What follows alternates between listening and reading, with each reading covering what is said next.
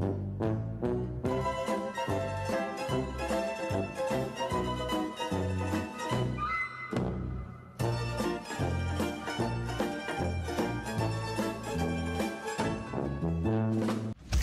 bonsoir à tous et bienvenue dans Réflexion Libre, votre émission qui ne sert à rien. Et aujourd'hui, bon, on va se permettre un peu de drama parce que j'ai quand même envie de prendre la parole sur un sujet que je trouve important. Alors, c'est parti, hein, mettons les pieds dans le plat. Est-ce que aujourd'hui, on va vers une radicalisation politique de la France? À cela, je réponds oui, clairement, sans aucun doute. Ça fait un moment que je m'alerte dessus quand même. Bon, on va pas se mentir, tout le monde l'a plus ou moins remarqué depuis 10 ans, sur Twitter spécifiquement. Et je vais peut-être enfoncer des portes ouvertes parce que j'ai l'impression que c'est un lieu commun et que tout le monde est censé être au courant, mais je me rends encore compte aujourd'hui régulièrement que des gens ne savent pas, ne sont pas au courant. Alors aujourd'hui, je vais vous poser simplement une question tout à fait sincère. Quand vous écoutez la radio, quand vous écoutez la télé, quand vous vous baladez sur internet, de quel bord politique vous entendez le plus parler? Et même globalement, de quel bord politique vous entendez parler tout court? Non, parce que on l'a peut-être oublié, mais à la base, les extrêmes, c'est pas censé représenter une majorité du tout, hein. C'est juste des mecs comme les autres, hein. C'est même, si on met les deux extrêmes bout à bout, c'est censé être une minorité, parce que entre deux, on est censé avoir une droite modérée et une gauche modérée, une droite un peu plus centriste et une gauche un peu plus centriste, et les centristes tout court.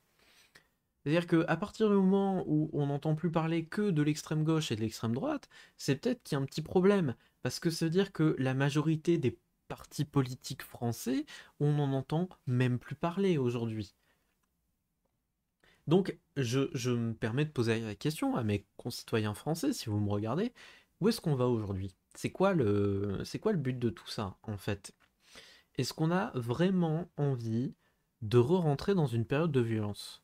Non, parce que, bon, je rappelle, généralement quand les extrêmes s'affrontent, et pas seulement, je parle pas seulement de l'extrême droite, hein, parce que le lieu commun c'est de dire oui, l'extrême droite c'est les méchants, la gauche c'est les gentils.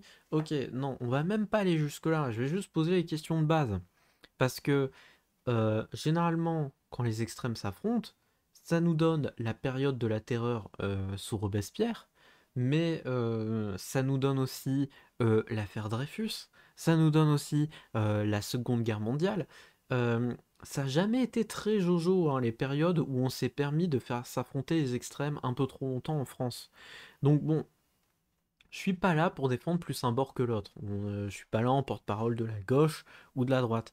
Simplement, peut-être plus des centristes du coup, même si je me revendique pas centriste personnellement, mais je me permets de poser la question, ils sont où? Où elle est aujourd'hui en France, la modération? Moi personnellement, vous savez, je suis pas spécialement quelqu'un de droite, je suis pas spécialement quelqu'un de gauche, je suis quelqu'un qui aime bien prendre des idées là où elles sont bonnes. Et j'aime pas adhérer à un parti parce que j'aime pas adhérer à toutes les idées d'un parti ou à toutes les personnalités d'un parti. Pour une raison très simple, c'est que je suis pas d'accord avec tout. De tous les côtés, il y a peut-être un côté où j'ai plus d'affinité qu'avec l'autre côté. Je vais pas dire lequel, on n'est pas là pour en parler, mais je reste quand même très modéré. Mais aujourd'hui, ce que je constate, c'est que automatiquement, si tu n'es pas avec un extrême, tu es contre la totalité de ce bord-là. C'est-à-dire que bon, quand je discute avec la droite, mais comprendre que quand je discute avec la droite, du coup, c'est automatiquement l'extrême droite, parce que la droite modérée, je ne la trouve plus. Quand je discute avec la droite et que je partage mes idées un peu nuancées, bah pour eux, je suis à gauche. Je suis même pas de droite modérée. Non, non, je suis carrément à gauche. Bon, pas forcément l'extrême gauche non plus, mais dans leur tête, je suis quand même à gauche. Inversement, quand je vais débattre avec la gauche, entendez par là l'extrême gauche, parce que la gauche modérée, je ne la trouve plus non plus, mais quand je discute avec la gauche, bah, on me catégorise automatiquement d'extrême droite. Je... C'est-à-dire que je pense sincèrement qu'au-delà du fait que les gens ne soient plus centristes, ne soient plus de gauche ou de droite modérée, dans leur tête, ça n'existe plus non plus. J'ai l'impression que ça n'existe vraiment plus. Dès que je débat avec quelqu'un de politique ces dernières années sur Internet, ou même en face à face, hein, en réel directement, euh, Bah, depuis quelques années, je suis automatiquement catégorisé dans le camp d'en face dès que je croise quelqu'un. Dès que je croise un gauchiste, paf, je suis un gros droitard de merde, et dès que je croise un droitard, hop, je suis un gauchiste de merde. Je ne sais plus où me situer sur l'échiquier politique. J'avoue qu'aujourd'hui, avec les valeurs actuelles, je suis perdu. Les mecs sont dans un dogmatisme, c'est soit tu es d'accord avec toute leur religion et tu dis amen à tout ce qu'ils disent, et du coup, ça va, t'es un allié, t'as le droit de parler, soit tu oses émettre des doutes, même pas contre-argumenter ou aller contre l'idée générale ou quoi, simplement émettre des doutes, dire ouais, je suis pas sûr pour ce point-là quand même, tout ça. Et les mecs, directement, t'es un ennemi, quoi. T'es dans le camp d'en face, tu es loin là-bas. Il n'y a pas d'entre-deux. Y a plus... On est entré dans un mode binaire. On est entré dans un monde manichéen. Soit t'es dans le camp des gentils, soit t'es dans le camp des méchants. Oui, parce que bien sûr, la remise en question n'existe plus à l'époque d'aujourd'hui, hein.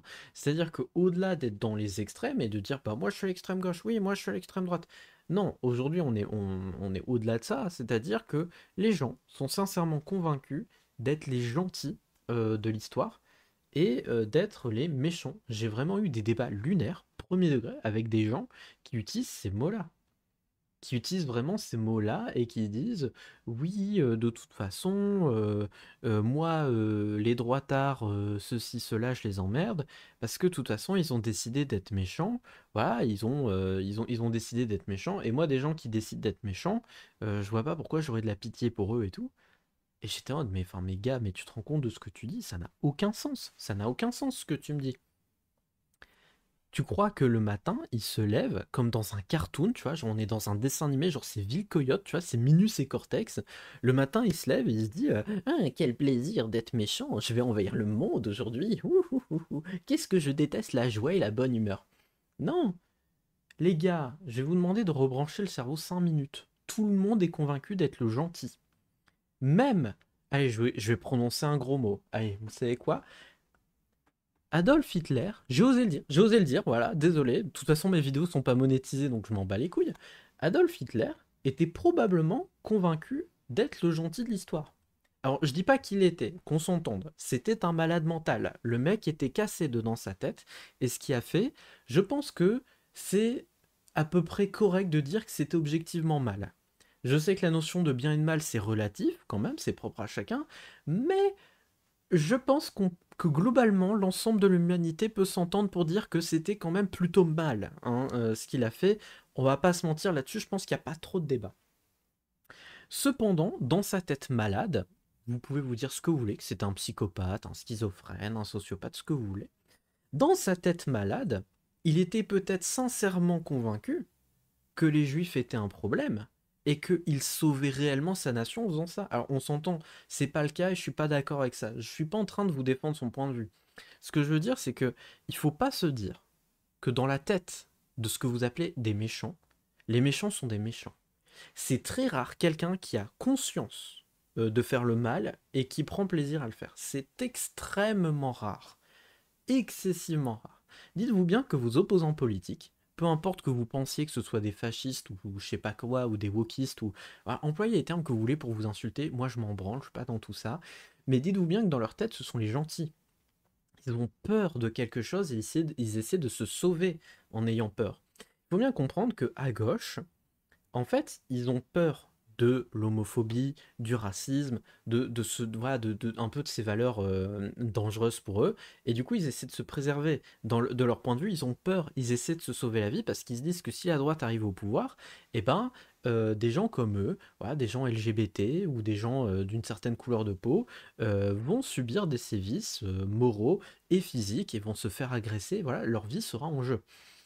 Inversement, à droite, dites-vous bien que, pareil, ils ont peur, ils essaient de préserver leur mode de vie. Ils voient qu'on essaie de leur retirer leurs droits, leurs privilèges, leurs possessions, mais aussi de leur point de vue, voilà, la nation va dans une forme de décadence. On arrive dans une tolérance d'une certaine forme de violence pour justifier ces faits. Voilà, les manifestations, les casseurs dans les manifestations sont quand même plus souvent de gauche que de droite, désolé. Bon, après, c'est revendiqué. Je pense pas que ce soit insulter la gauche de leur dire ça, puisqu'à chaque fois j'en ai débattu avec des gens de gauche, ils m'ont dit que c'était normal. et que c'était ok, donc bah apparemment c'est même pas les insulter que de dire ça, c'est assez revendiqué, mais du coup voilà, la gauche fait preuve d'une certaine violence physique, d'agression, ouais, de vandalisme, etc. Bon, faut bien comprendre que du coup les gens à droite qui vont fédérer la droite au bout d'un moment, ils ont peur aussi, ils sont convaincus d'être les gentils et d'essayer de défendre un truc qui est attaqué. Donc à gauche comme à droite, et c'est pour ça que dans cette vidéo, je ne prends pas parti, je suis pas là pour vous dire oui, eux ils ont plus raison que ceux d'en face, non. Des deux côtés, comprenez bien que vous êtes convaincus d'être les gentils, et que ceux d'en face, c'est les méchants.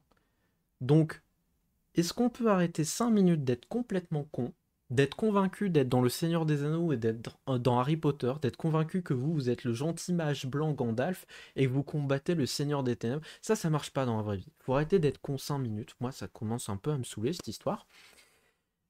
Sérieusement, est-ce qu'on peut se poser, discuter et se rassurer sur nos peurs mutuelles? Est-ce qu'on pourrait pas convenir que si une certaine droite modérée se permettait d'exister en France, elle n'enverrait pas dans des camps de concentration les personnes homosexuelles? Est-ce qu'on pourrait pas s'entendre aussi sur le fait que si une certaine forme de gauche modérée arrivait au pouvoir en France, eh ben, elle ne brûlerait pas toutes les boutiques de viande sous prétexte qu'il faut être vegan? Je sais pas, je prends des exemples au pif, hein, je m'en fous. Les deux sont ridicules, hein, mais bref. Est-ce qu'on pourrait pas s'entendre que en France, on est censé être une démocratie? En théorie, hein, parce que dans la pratique, je suis d'accord qu'on n'en est pas une. Mais en théorie, on est censé être une démocratie. Et c'est dire quoi la démocratie? Parce que je me permets d'interroger quand même un sujet, parce que moi, généralement, bon, je débat beaucoup avec des cercles de gauche plus qu'avec des cercles de droite. Mais j'entends des mecs à gauche quand, par exemple, le RN gagne des voix ou gagne une élection, dire voilà que c'est une défaite pour la démocratie. À mon avis, vous comprenez pas le concept de démocratie si vous osez tenir ce genre de discours. Faut bien comprendre que ce sont quand même des citoyens qui votent pour. Or, la démocratie, c'est le respect du vote des citoyens. C'est le respect de la décision, de l'avis, du point de vue des citoyens. Donc, en fait, le problème, si, admettons, le RN gagne une élection, c'est pas que c'est une défaite de la démocratie. C'est que, simplement, le peuple n'est pas d'accord avec votre opinion. Et si vous êtes vraiment démocrate, votre but, ben, c'est de respecter l'avis du peuple. Si le peuple est majoritairement pour un parti, ben, un vrai démocrate dira, ok, c'est ça la démocratie, c'est respecter cette élection-là. Aller contre, c'est pas de la démocratie. Mais après, il faut arrêter, je pense, déjà de mettre la démocratie sur un piédestal. Parce que la démocratie, ça n'a pas toujours été lié à la France. Et après, nous, notre République n'est absolument pas démocratique. On le vend, on essaie de vous le vendre comme ça à l'école. Sauf que dans les faits, si vous regardez la définition de démocratie dans le dictionnaire, ça n'est absolument pas notre pays. La réalité, c'est qu'en France, on est plus proche d'une oligarchie élective que d'une démocratie à proprement parler. Mais voilà, c'est-à-dire que moi, pour le coup, je suis réellement un démocrate. C'est-à-dire que j'ai bel et bien des idées politiques sur ce que devrait être le pays, mais si le peuple s'entend sur un point, je ne vais pas aller contre ce point, même si je ne suis pas d'accord avec le point. Cependant, aujourd'hui, moi ce que je vois, c'est que il y a la moitié du peuple qui essaie de censurer et d'ignorer l'autre moitié du peuple, et inversement. Et moi j'en ai commencé à en avoir marre de cette politique de censure, de violence, de se combattre les uns les autres. Normalement, la République française, c'est on s'assoit tous dans un grand hémicycle, on discute et à la fin on vote et on respecte le vote à la majorité. C'est censé être ça. Après, on peut changer le système. J'ai rien contre le référendum d'initiative citoyenne. Je suis même plutôt pour, en tant que démocrate, encore une fois. Mais j'aimerais qu'on se déradicalise en France, qu'on arrête cette radicalisation où on se dit je suis le gentil de l'histoire et je combats le méchant qui a décidé d'être méchant et qui est content d'être méchant. Faut arrêter 5 minutes, ça, c'est fatigant en fait. J'ai l'impression de regarder des gamins dans une cour d'école. Et j'en ai marre d'être avec des gamins dans une cour d'école. Donc voilà, je vais conclure cette vidéo là-dessus. Soyez des adultes, soyez matures et apprenez que le monde, en fait, c'est pas Harry Potter. Vous n'êtes pas dans Harry Potter. Vous vous calmez, vous n'êtes pas un sorcier. Voilà. Je pense qu'il vous parler comme ça parce que ça fait des années que je le dis et il n'y a aucun changement même dans mon environnement proche. Donc, voilà, vous allez grandir, vous allez passer l'étape des 6 ans et demi que vous avez Et aujourd'hui, vous allez peut-être ouvrir un dialogue sain entre adultes matures pour parler de sujets matures entre adultes. Voilà. C'était Réflexion libre pour se prendre une petite sauce de drama là, bien piquante dans les commentaires. Votre émission au passage qui ne sert à rien, rappelez-vous. Et à très bientôt.